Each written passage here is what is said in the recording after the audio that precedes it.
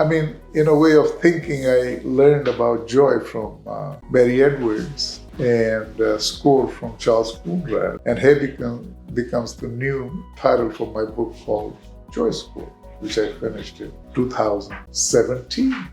I realized that they had adopted joy as the theme for their convention and platform. I said, that's interesting. I mean, they stole my joy. In fact, somebody was saying that JoyScore's is a digital copy of my life. I wanted to talk about more of an evolution of JoyScore's.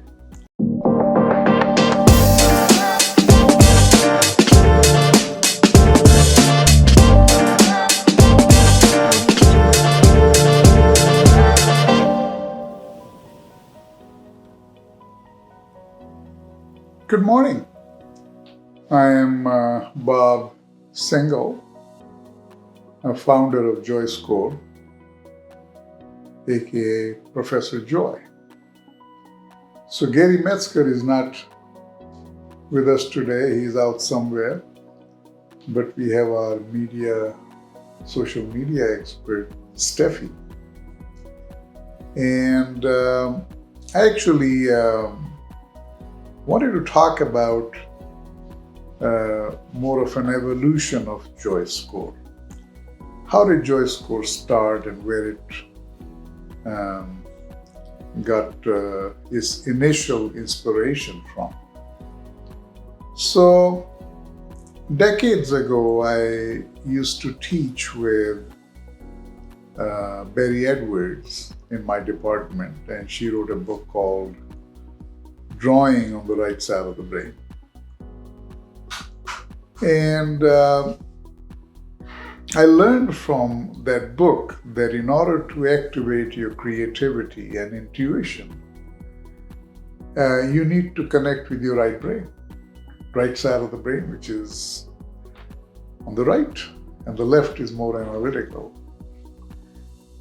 So I actually, before then, I had not understood the concept of left and right brain and what is the difference and how they both work. But more I researched and learned from her book, I realized that it's not just a formula for being creative, but it's actually a formula for success in life. Anything you want to do. I said, wow, so I want to be successful. So I literally took it to my heart and I started insisting in my classes to my students that they also had to connect with their right brain and be smiling in my class. And it actually got all the way down to the student 49er student paper, where they wrote an article that I kick students out of my class if they're not smiling, which was not true. But I did remind them that you gotta be smiling in my class. But the interesting part of joy and connecting with your right brain, intuition and creativity became part of my teaching philosophy. And that was after 7 years of review of my performance as a faculty, I was being considered for a tenure and promotion to a full professor. And so they granted me tenure and full professorship. Then someone nominated me for this very prestigious award called Meritorious Performance and Professional Promise Award. And I was granted that too, which came with a lot of money and prestige and everything.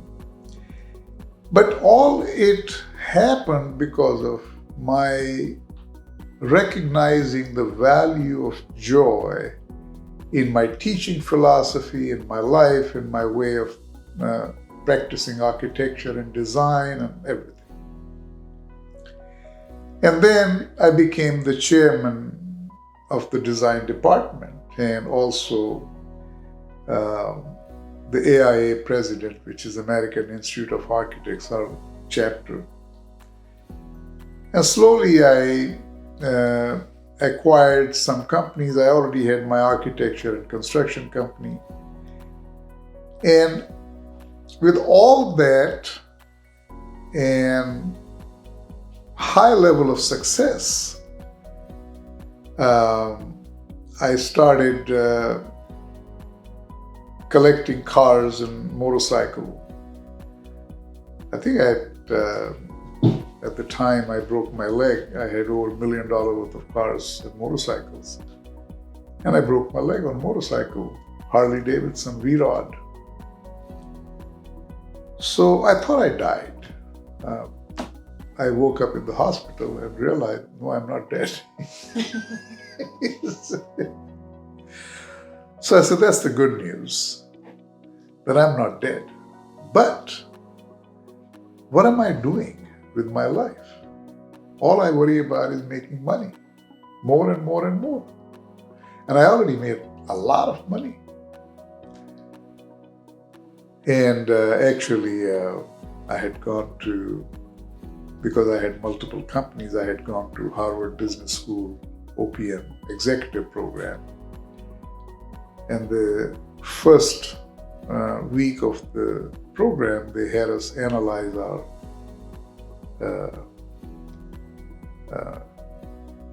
success in terms of net worth, education, and everything in our life. So I think they had developed a formula from Forbes magazine to see what top percentile did we all belong, And I wrote it all down, answered all the questions, and added it all up, and realized I was at 0.01%. I said, that can't be possible. I'm not that smart. But that was true, and it was all because of my learning to connect with my right side of the brain. It all, and I can pretty much owe it to Barry Edwards, who taught me the value of it.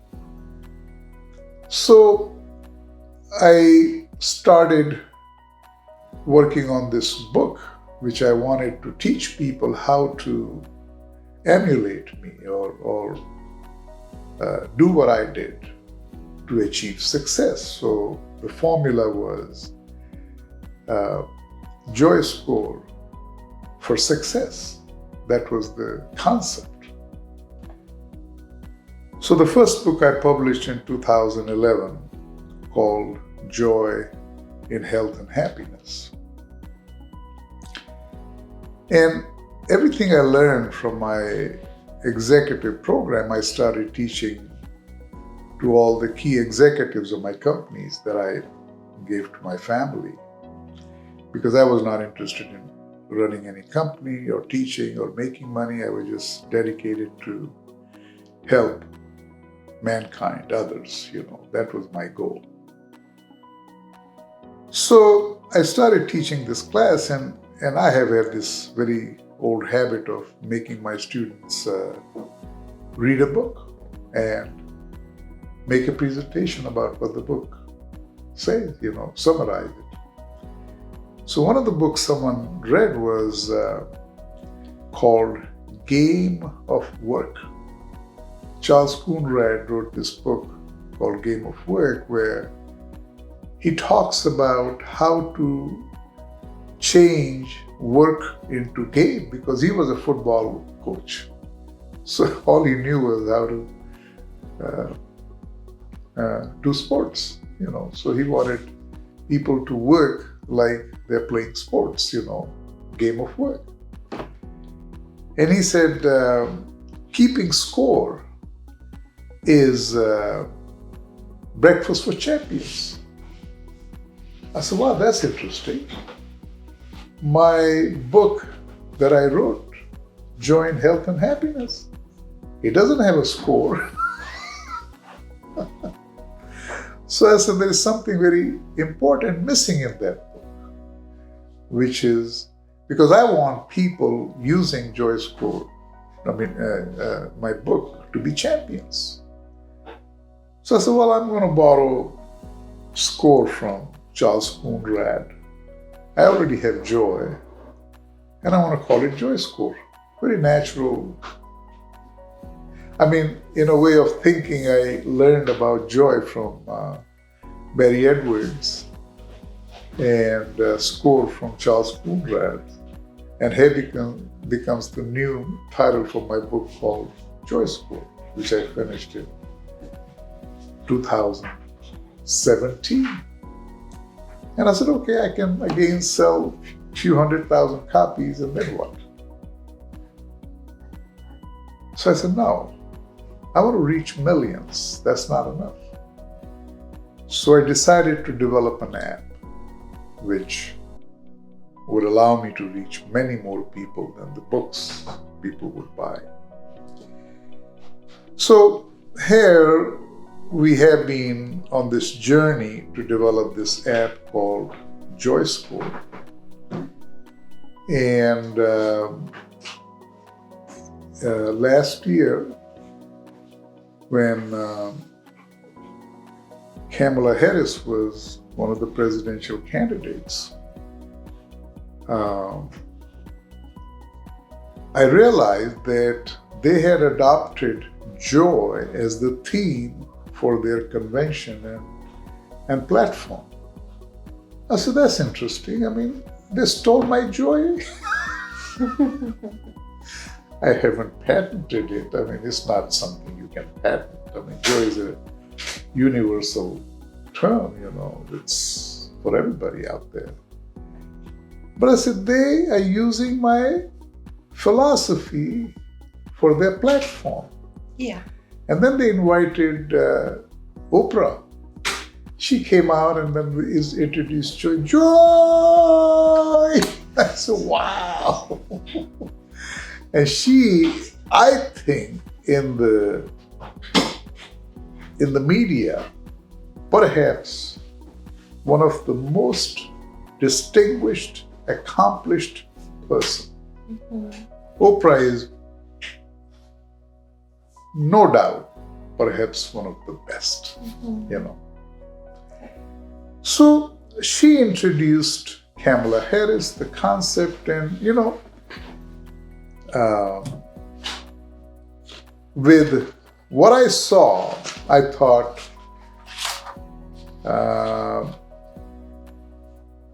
is something which is going to help her win the election. Mm-hmm. And but I guess I have my personal bias and opinion on why she lost to Donald Trump and Hillary Clinton lost to Donald Trump, because we are not ready for a female president yet. And we like Donald Trump, who's a worthless, incompetent, stupid president. I have my reasons for that. The guy has 34 felonies, 6 bankruptcies. Anyone he has worked with, he has defrauded them. If he applied for a clerk's position in a federal government, he would not be verified to get that. And now he's the president. This is interesting. You were asking me, how did he become the president? Mm-hmm. Because 50% of this country likes him. Yeah. I don't want to say that they like him, but they like him. Yeah. So they elected him, and this is interesting, that because we are a democratic society, we believe in democracy, we elected this idiot as our president, but he doesn't believe in democracy. Yeah. Do you think the 51% still like him? I don't think so, but they did elect him though. Yeah. They call him Mega, you know. Yeah. So, but anyway, the thing is that, so both times, Kamala Harris, a good candidate in my opinion, better than Donald Trump, and Hillary better than Donald Trump. But we're not ready for a female president yet. You know, I think this is the reason why he became the president. But it is what it is. And then now, actually, I wanted to ask you something, Steffi. Mm-hmm. Have you heard of a new app called Joy 101? I have, yeah. So, how similar is it to JoyScore's? It seems very similar. Opening it, like there's a questionnaire, they have like videos and stuff. Yeah. But I think like there's different approaches between Joy 101 and Joy, like the philosophies. So you know, somebody who has known JoyScore's for many years approached me a few days ago and said, hey, someone copied your app. Yeah, it is very similar. Very similar. On the surface, yeah. So I said, really? So I checked it out and I said, wow. In my way of thinking, I think I still have to analyze it and try to look into it further. But I see that this is a concept that Hoda Kotb, who is behind this app, Mm-hmm. I don't think really has a level of understanding from some of the videos I have watched, her shows, that is, she talks about it and introduces. But to be seen, but I agree with you, a lot of similarities. I don't want to go out to the point of saying it's a copy of JoyScore's, which it might be, you know, who knows. Now, some of the members of our team say it's a copy, you know, but I'm going to wait it to be... Like you are Professor Joy. Huh? You are Professor Joy. Yeah. So would you like consider like teaming up and like Well, teaching? actually, believe it or not, on LinkedIn, because Varsha sent me a link to her profile. Wow. Yeah. Yeah. So I wrote to her, actually, I could tell you exactly what I said to her on the profile. I said, you know,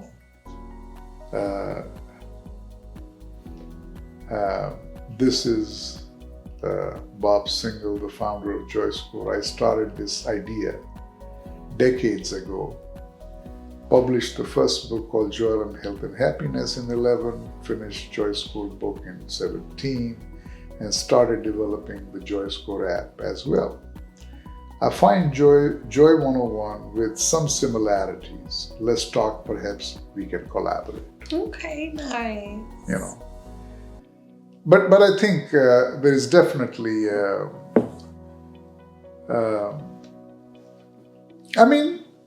anything is possible. Mm-hmm. But as similar as it is, I kind of have a feeling that she must have known about JoyScore's. She would have had to have done some Yeah, research. because, and you know, in years ago, when I started the project, said, you know, you got to patent it. You know, I said, well, look, I published the book in 2011, Mm-hmm. Joy and Health and Happiness. That's the basis of what I'm doing. Yeah. And someone has to be brain dead to copy it. It's published. Mm-hmm. It's like public knowledge. Yeah. Now you copy something which everybody knows about. Yeah. And then the second book, JoyScore's, and then the app, you know, we have over 100,000 downloads. Actually, like, because I compared them on ChatGPT, and they said that Joy Score is at 201,000 downloads. Yeah. JoyScore's is at 201,000 downloads. Oh, really? That's what it's giving Wow. me. Sorry. Oh, can you tell what is Joy 101 at? So I asked, and they said that they had 100,000 downloads in the first day, but there's no data recorded after that. Oh, okay. Sorry. Well, I mean, look, I saw her. She's a TV anchor and a personality. Yeah. And their team and shows are obviously better than our podcast, you know. Yeah. You're nowhere compared to what they have. But it's not an original idea. Yeah. That's for sure. Definitely. You know. I mean, they got to, and in fact, if they really want to, collaborating, I think, may not be a bad idea because she knows how to be a TV personality, and I know what Joy is. So it's like she has the capacity to make a presentation of better than me. I'm an intellectual professor, you know, who doesn't know all that, but I have written the book, developed the concept, developed the app. Now, anyone can copy it because it's been out there for so long now, you know, that decades it's been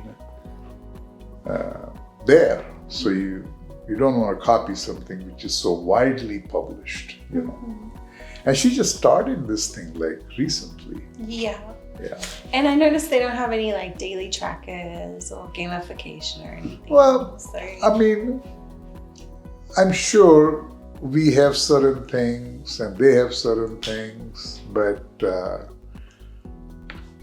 if I were, as a tenured full professor, were to look at these two products, I see similarity. Yeah. And I, you know, I got to ask the question, when did JoyScore's start and when did Joy 101 start? Yeah. And that will tell me what I want to know.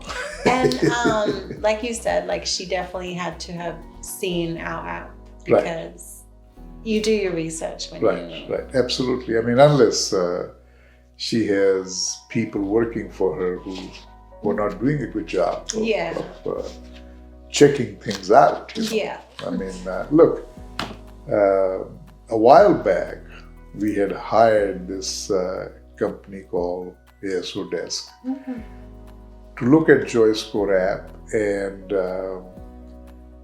give us our app analysis. And they compared us to 8 different products out there. And Joy 101 was not even around at that time. No. And they were comparing us to Calm and Headspace and Happify and all those things. So the point is that even a year or so ago when ASO Desk did the app comparative analysis, Joy 101 was not even around. Should I look up when it was released? Should I look up when it was released? It was just released recently. Yeah. But the thing is that it is interesting to me.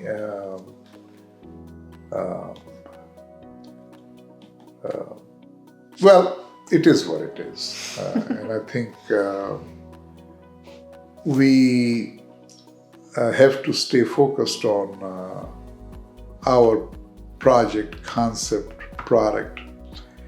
And we have been tinkering with this idea of breathing and habit tracker and stuff. Yeah. And the original app with all the bells and whistles like Joy 101 has is sitting to be incorporated into the new app. So But one thing for sure, they may have a better way of being in the shows and presentation because Hoda is a TV personality, far more polished than anyone in our team, but certainly our product has a long history of where it came from. Yeah. So anyway, I think we would end our show with that for today. And I'm very proud of JoyScore actually. And either a friend of mine said, look, if you run into a fight, one of the two would have to acquire the other one or whatever. But our goal or plan is to have 100 million users in 5 years. And we'll see how we do. Yeah. Well, with that, thank you everybody, and we'll see you in a week, and we'll have Professor Metzger back in our podcast. And by the way, right now we are on maybe the second or the third chapter of our books, which is dealing with anxiety, depression, and stress. Yeah. By the way, before I end, JoyScore so far, actually, 5-6 years. How long have you been involved with JoyScore? 5 years? Since 2018. 18. 7 years. 7 years? Oh my God. So many years ago, I don't recall how many years, but there used to be a girl who was our brand ambassador who used to work with Knott's Berry Farm, Caitlin. And so she said, hey, you want to buy my friend's dinner one night and we'll give you all kinds of feedback on your app. So I said, okay. So soon developed a questionnaire. We are trying to question people about their credit score, their health score, and habits and stuff. And the research feedback came back, and I saw a direct correlation between JoyScore and credit score. And I was really mind-boggled because one is a wellness app and credit score is a financial outcome of your performance. But after a few months of struggling with it, and this is like 6-7 years ago, I realized that JoyScore by nature is the single most important thing in our life that if we keep track of, it influences everything. Yeah, definitely. So if your JoyScore is constantly going higher and up, everything else is going to improve. So can I claim that if you raise your JoyScore, your credit score would improve?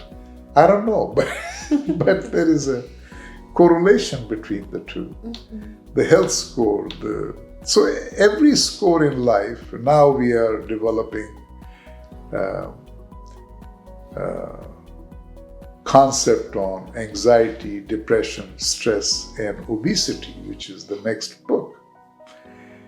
And if people can just keep an eye on their JoyScore, everything else would follow and would improve. Because it's not possible to keep track of too many things in your life. You can just keep track of one thing, which is your JoyScore. Everything would follow. Yeah. And I have proven it to myself by, in fact, somebody was saying that JoyScore is a digital copy of my life, which I kind of have tried to incorporate everything I have learned in my life in JoyScore. And that's what I'm trying to teach, And I was looking at Hoda Kotb's life, I don't think she has anything she can claim that she has learned or taught that could inspire people. But she has the way of being presentable. That's her strength. Well, with that, I'd like to thank everybody watching our show, and we'll see you in a week. Thank you. Bye.